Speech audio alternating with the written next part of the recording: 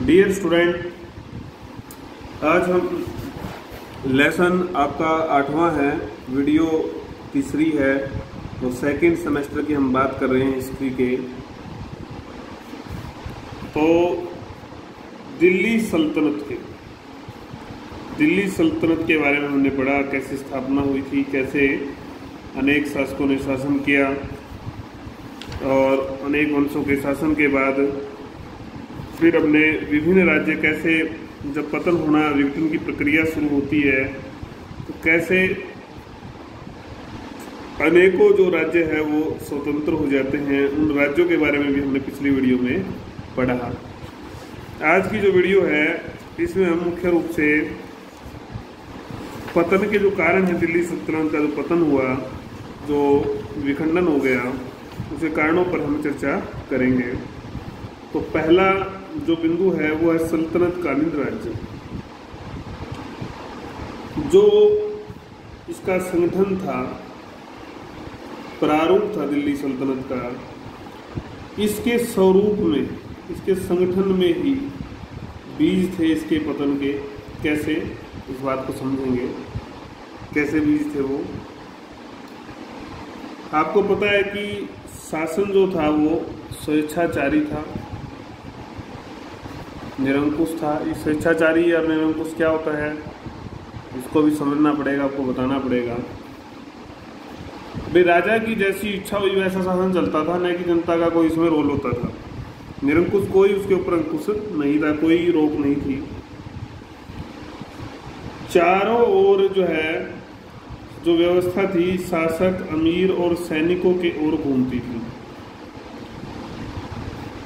भागीदारी जो थी जन की नहीं थी, बिल्कुल भी जन साधारण की भागीदारी इसमें नहीं थी। जन साधारण के सहयोग के अभाव में कोई भी राज्य कितने दिन तक रह सकता है? जब तक योग्य व शक्तिशाली शासक रहेगा, केंद्र शक्तिशाली रहेगा, तब तक तो राज्य बना रहता है। जैसे ही कमजोर उत्तराधिकारी आया तो राज्य ढह जाएगा। ऐसा ही इनके साथ भी हुआ। जैसे ही साधारण आदमी ने इन शासकों को बाह्य व्यक्ति, अल्पसंख्यक वर्ग का प्रतिनिधि माना, कुछ ही शासकों को छोड़कर अधिकतर ने प्रशासन व उच्च पदों पर केवल मुस्लिमों को काबिज किया तथा राज्य का लाभ गैर मुस्लिम परंपरागत नेत्र से विशेषकर राजपूतों ने उठाया। जनता ने भी उनका साथ दिया। इसके कारण ये राज्य पहले कमजोर पड़ा और बाद में समाप्त हो गया। तो कुल मिलाकर हमने समझा कि अयोग्य और चरित्रहीन या कमजोर जो लोग थे, शासक थे, वो अपना नियंत्रण न तो समाज पे बना पाते हैं और न अपने अधिकारियों पर, कर्मचारियों पर। तो इन सारे कारणों से वो नियंत्रण नहीं बना पाए और साधारण आदमी इनको अल्पसंख्यक वर्ग का प्रतिनिधि मानता था।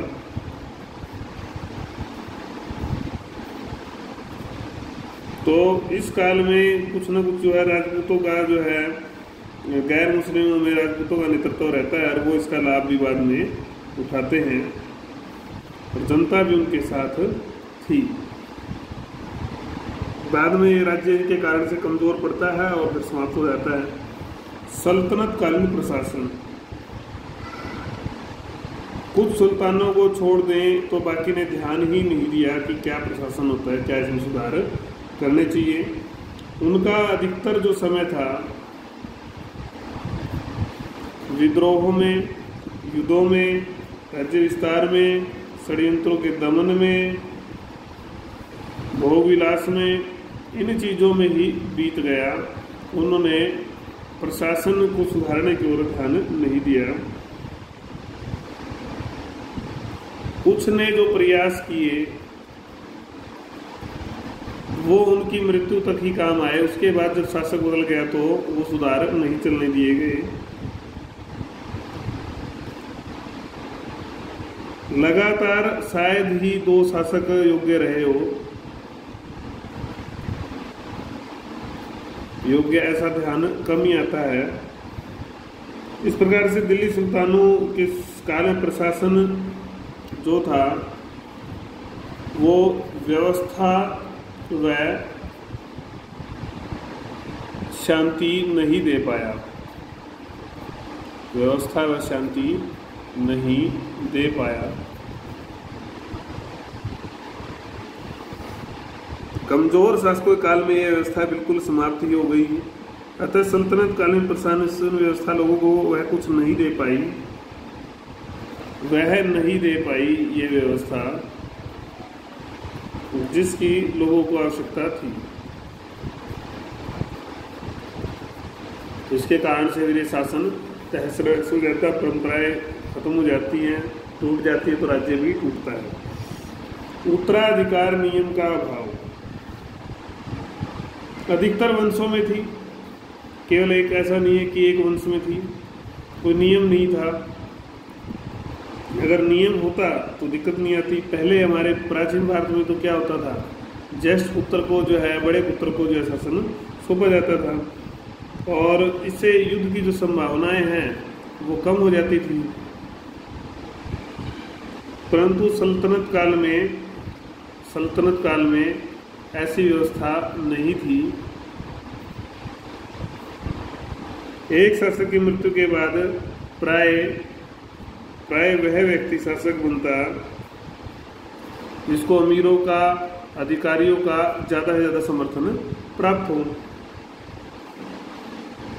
अतः शासक की मृत्यु के बाद दरबार में, जैसे ही मृत्यु होती शासक की, दरबार में होड़ लग जाती समर्थन पाने की।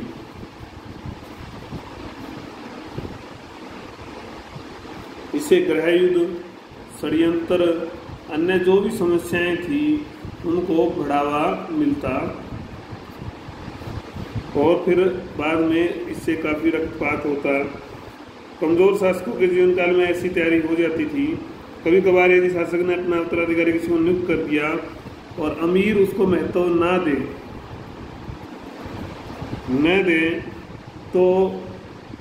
दे तो जो प्रभावशाली लोग थे वो अपनी महत्वाकांक्षा को शांत करने के लिए किसी और व्यक्ति को शासक बनवा देते थे, या खुद ही वो प्रयास करते थे। कुल मिलाकर इससे राजनीतिक अस्थिरता आती और प्रशासन में कोई साफ नीति नहीं बन पाती थी, और इससे जड़ें जो हैं वो खोखली होती गई प्रशासन की। आंतरिक अव्यवस्था, अभी हम पढ़ के आए थे, निरंतर विद्रोह हो रहे थे।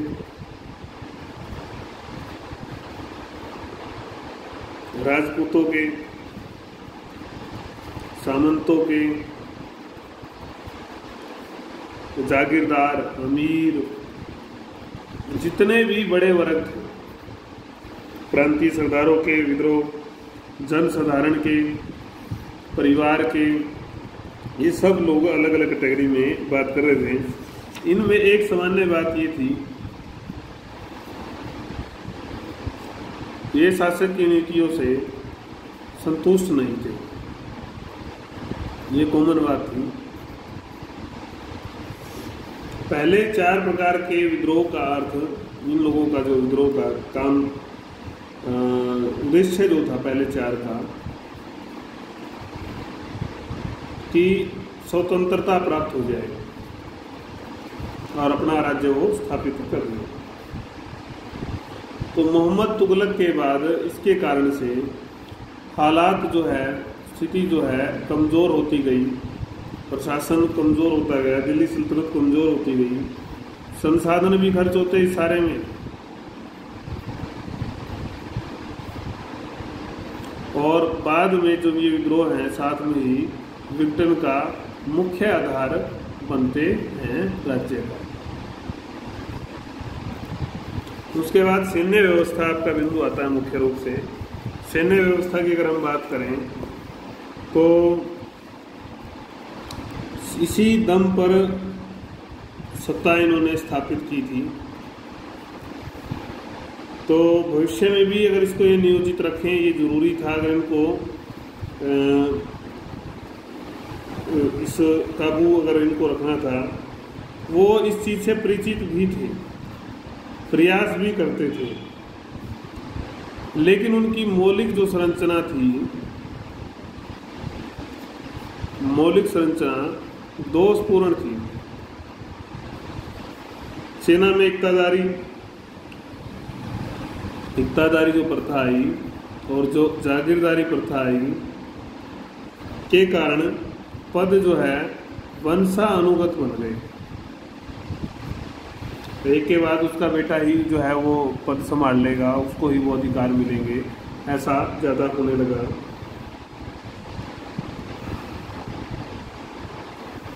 दूसरा क्या था कि ये सेना शासक की सेना न होकर जागीरदार के प्रति वफादार थी, जागीरदार की ही सेना बन गई है।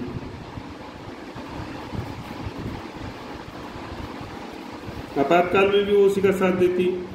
तो कुल मिलाकर शासक जो है इन लोगों पर निर्भर होता गया, आगे धीरे धीरे और ज़्यादा निर्भर होता गया।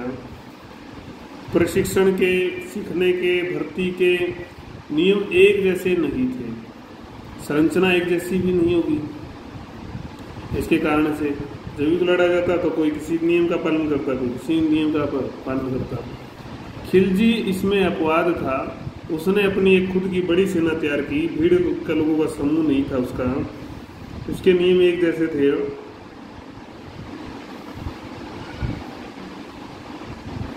और जो ये पहले वाले सैनिक पड़े, इनमें आपस में विद्वेष होता था, इनका ध्यान भी लूट मार पर ज्यादा रहता था। तो ये इस प्रकार के सैनिक कैसे साम्राज्य की रक्षा कर सकते थे? धर्म का हस्तक्षेप, धर्म का राजनीति में हस्तक्षेप होता है। सभी सुल्तान मुस्लिम थे और उनकी जो शासन था उसका आधार इस्लामिक जो मान्यताएं थी, परंपराएं थी, वो जो है उसका आधार थी। उलेमा वर्ग का प्रभाव ज़्यादा रहता था, प्रभाव बहुत ज़्यादा रहता था। मोहम्मद तुगलक व अलाउद्दीन खिलजी ही दो इसमें अपवाद थे जिन्होंने इस चीज़ को नहीं माना। दूर करने का उन्होंने प्रयास किया राजनीति और धर्म को। उन्होंने कहा कि ये अलग अलग विषय हैं।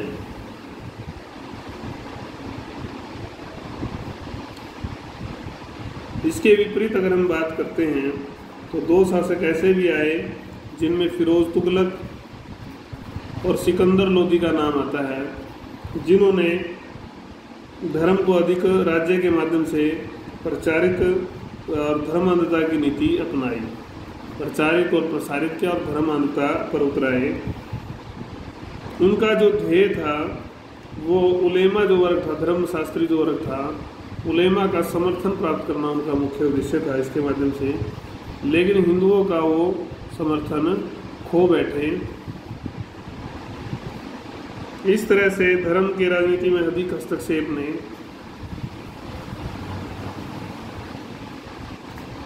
दिल्ली सल्तनत को पतन के और करीब ला दिया।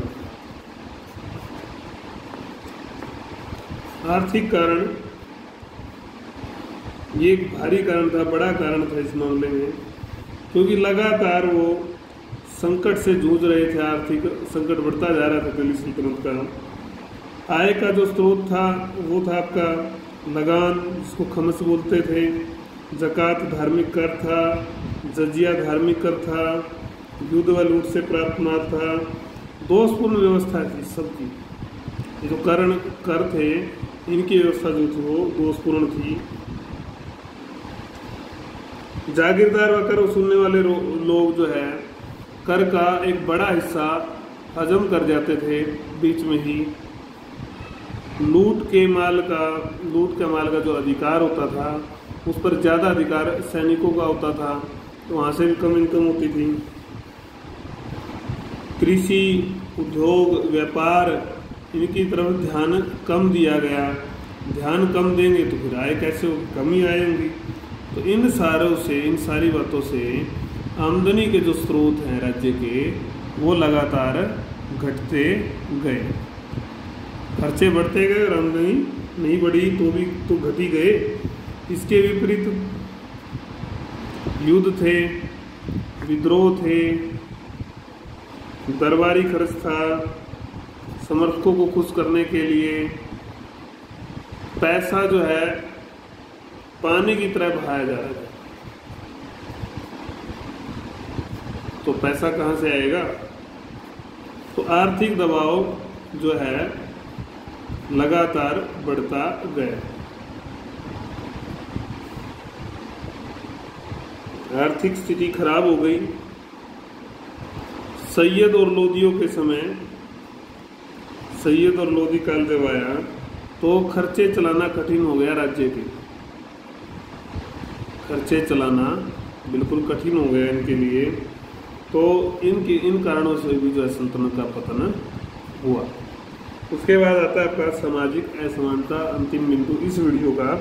उसके बाद 6 कारण और हैं पतन के, वो हम अगली वीडियो में पढ़ेंगे।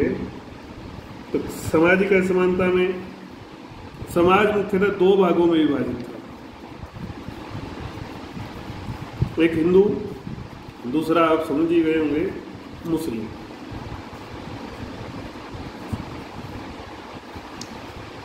तालमेल न के बराबर, तनाव रहता था इनके बीच में। मुस्लिम अपने आप को श्रेष्ठ मानते, शासन व्यवस्था से जो जुड़े हुए थे वो, और बहुसंख्यक हिंदू का शोषण होता था, वो अपने आप को शोषित मानते कि हमारा शोषण हो रहा है, और जबकि हमारी जगह पर ही हो रहा है। तो अधिकतर शासकों ने भी भेदभाव की नीति अपनाई, कट्टरता की नीति भी अपनाई। खाई इससे दोनों के बीच में बढ़ती गई। खाई खाई नहीं, उससे शत्रुता भी बढ़ी। शत्रु समझने लगे, तनाव बढ़ता गया।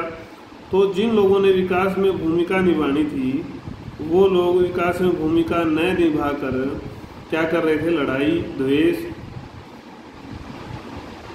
न निभाकर वो लोग जो है आपस में ही विद्रोह में, लड़ाइयों में उलझे रहे और राज्य पिछड़ता गया। राज्य जो है आपका पिछड़ता गया। तो यह भी राज्य के लिए, सल्तनत के लिए जो नीति है असमानता की, घातक बनती है। तो ये आपके 8 बिंदु हो गए हैं।